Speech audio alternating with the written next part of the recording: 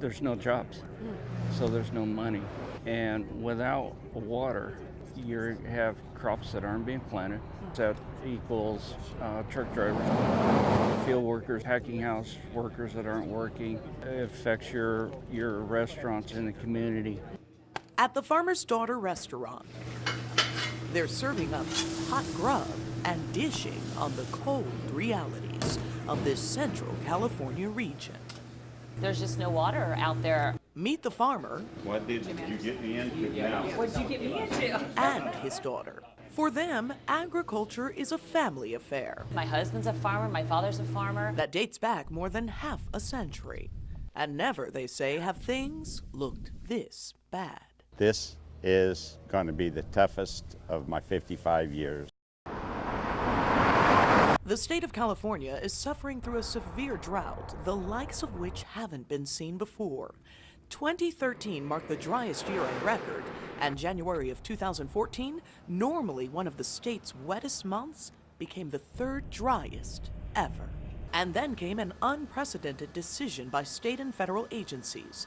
There will be no allocation of surface water supplies to farmers.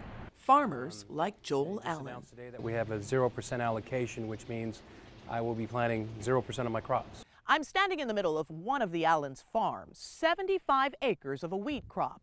75 acres that have been watered with the last remaining water allocated.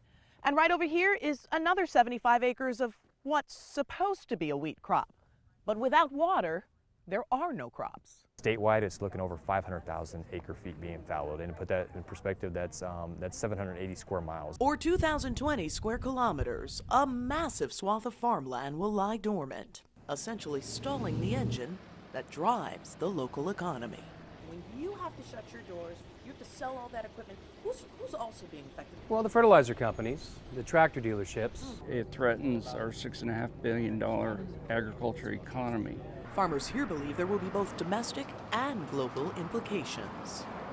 The lack of produce, you as the consumer, you're going to pay for that in the storage. Price is going to go sky high. So beware, say these farmers. The cost of your burger is going up. You too will soon feel the effects of what's happening in California's Central Valley. YaKenda McGahee, CCTV, Fresno, California.